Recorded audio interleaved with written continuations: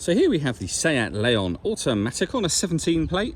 I'm going to start off by showing you around the outside of the car, and then we'll hop in and run through some controls on the inside. But from the outside, you can see it's a 5-door car with alloy wheels. Let's start off inside the boot and then work our way around the rest of the car from there. So as we approach the boot, you can see we have reversing sensors, plenty of boot space as well, along with that 60/40 split folding rear seat should you wish to increase this space even further.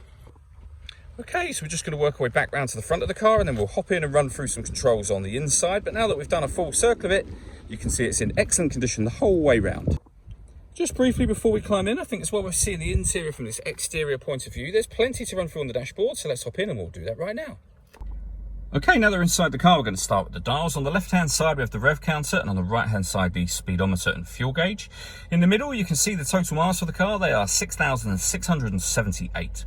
Above that, we have a digital readout for the speedometer. You can change the information that's displayed there for various different bits of info. We're on the kind of driver data menu at the moment, so it's all various fuel economy and trip computer information bits, but there are other menus available as well, from assist systems, navigation, audio, telephone, vehicle status, driving data, and then back round to the beginning again. In fact, driving data was where we started just there.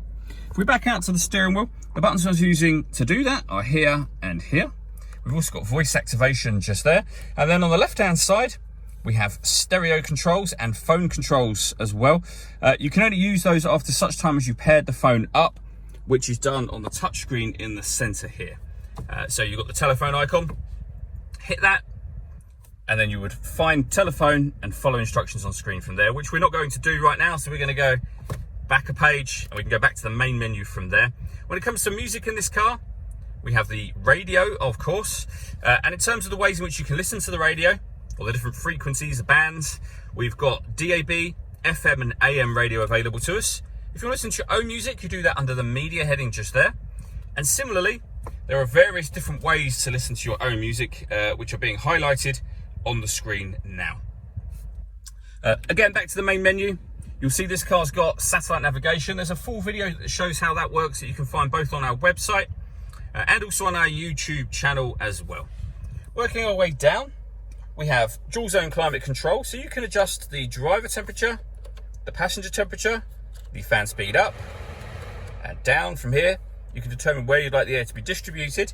When you're happy with those settings, this button turns the air conditioning on or off, so it's on when this light shows, so off or back on again, or you can hit auto, and the car will now take control of the direction of the air and the fan speed to maintain the temperatures you've asked for.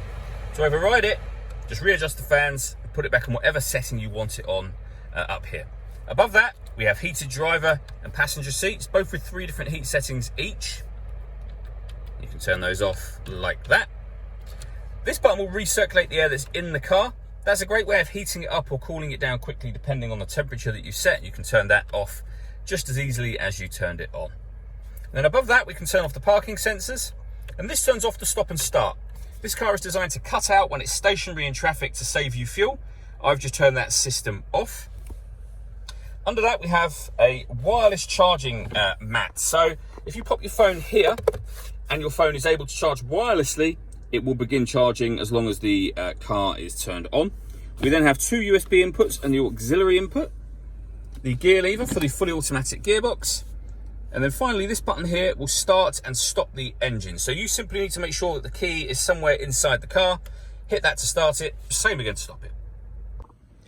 All that leaves me to say is thank you for taking the time to watch this video. If you'd like to come and see the car in person and have a test drive, please feel free to call any of our MJA sites. We'd love to hear from you soon.